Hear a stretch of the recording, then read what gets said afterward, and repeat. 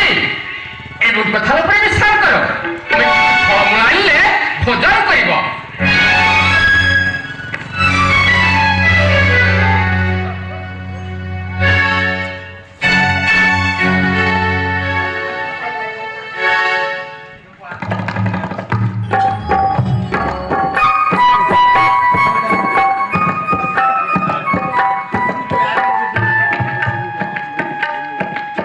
ଜନତା ଋଷି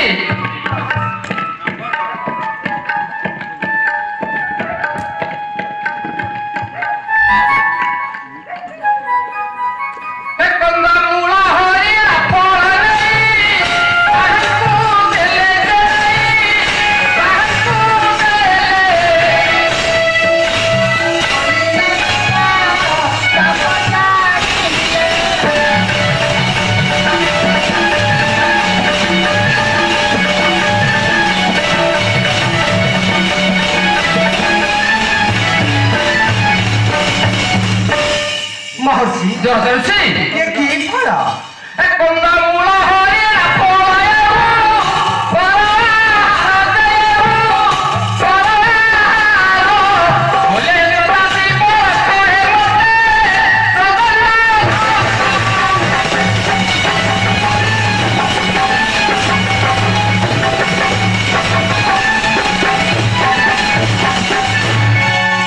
ଜନତା ଋଷି ଇଏ ହେଉଛି କନ୍ଦମୂଳ ହରିଣ ଫଳ।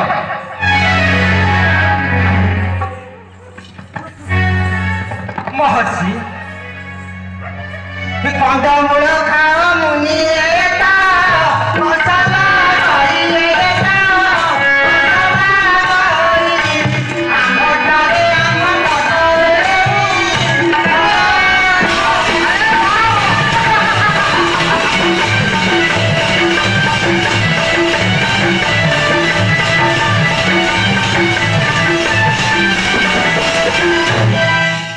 महर्षि ଜନତା ଋଷି ये की कसा पिता फल ये खाऊ तो छी छी छी छी हम खपाटे सब खपाटे ଜନତା ଋଷି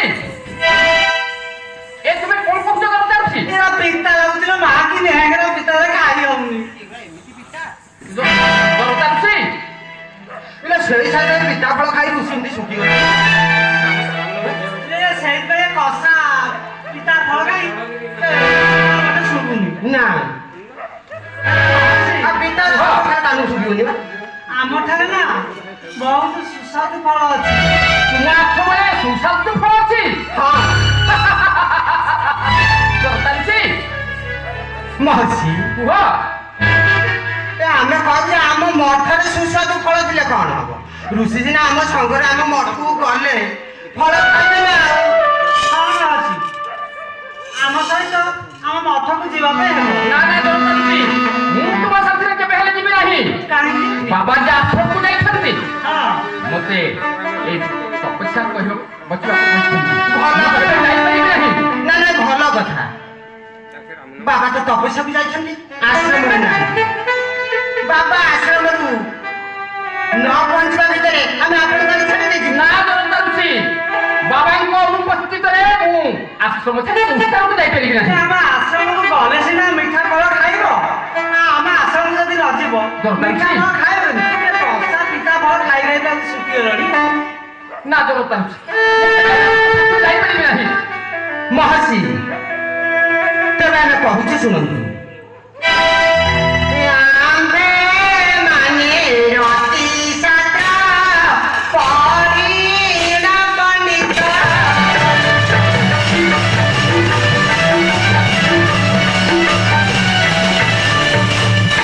ଆମ୍ଭେ ମାନେ ରତି ସାତ ପରିଣ ପଣ୍ଡିତ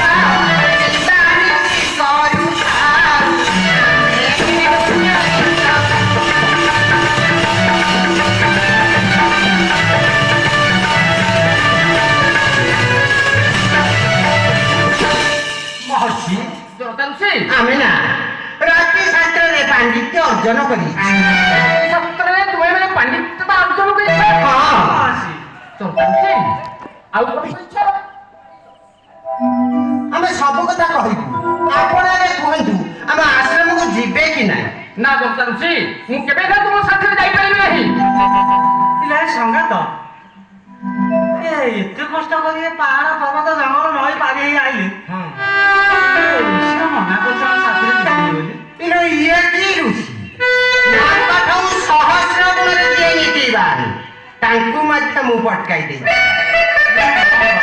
ନାସ୍ତିବାଣୀ ଶୁଣି କାମ ମୋହିନୀ ମହିଳା କରିବା ବୋଲି ନ ଥିଲେ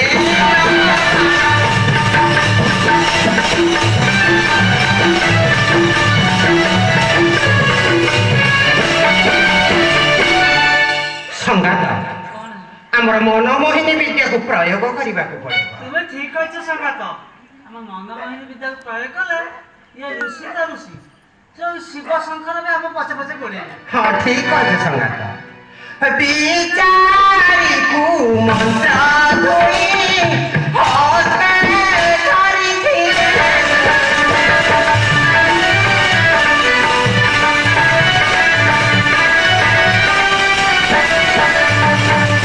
ବିଚାରିକୁ ମନ୍ତ୍ର ଧୋଇ ହସ୍ତରେ ଧରିଥିଲେ ଋଷଶୃଙ୍ଗ ଉପରକୁ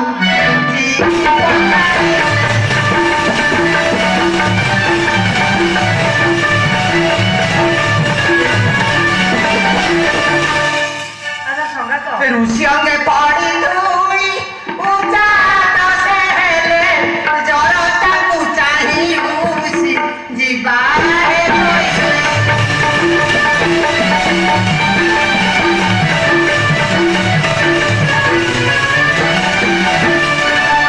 ଆରେ ସଂଘାତ ଋଷି ତ ମନା ହଁ ଋଷି ତ ମନା କଲେ ଚାଲ ପଳେଇଯିବା। ଜନତା ଋଷି ଜନତା ଋଷି ଜନତା ଋଷି ଆରେ ମୁଁ ତୁମ ସାଥିରେ ଯିବି ଆସ ଆସ ଜନତା ଋଷି। ନାଇଁ ମାଉସୀ ତପନ ଯଦି ମୋ ବାବା ଆସିନାହାନ୍ତି ଆସିଲେ କାଳେ କଣ କହିବ ଆମେ ଆମ ବାଟରେ ଯାଉଛୁ। ଜନତା ଋଷି ମହର୍ଷି ନା ମୁଁ ନିଶ୍ଚୟ ତୁମ ସାଥିରେ ଯିବି। ଇଲୋ ଏବେ ବା ମନା କରୁଥିଲ ଯିବା ପାଇଁ। ଜନତା ଋଷି ହଁ ମୁଁ କହିଲି ତ ତୁମ ସାଥିରେ ଯିବି। ଜନତାକୁ ଚାହିଁ ଋଷି ଯିବାରେ ପଡ଼ିଲେ ସତୀର ସତୀର କରି ନା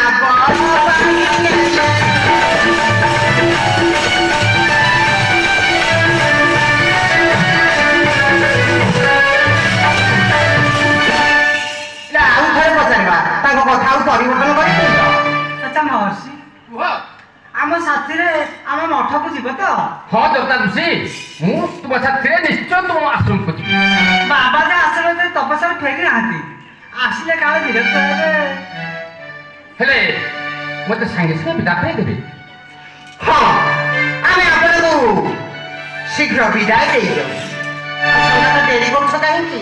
ଋଷିଙ୍କ ନାଗରେ ବସେଇବାକୁ ଯା କେତେ ସମୟ ଲାଗିବ? ଆଚ୍ଛା ମହର୍ଷି କୁହ।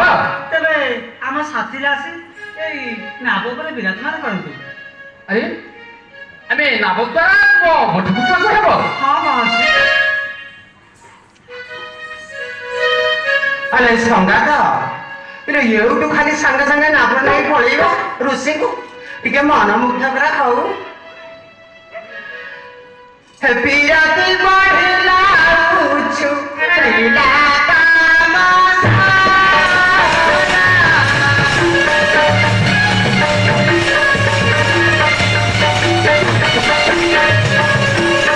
ହେ ଆନନ୍ଦ ହଇଲେ କୃଷ୍ଣ ସୁବଳ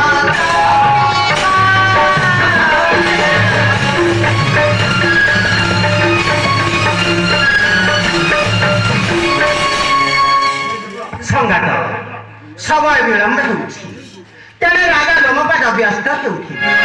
ଋଷିକୁ ଏଥରେ ନାଭରେ ବସାଇବା। ନାଭ ଆଣ।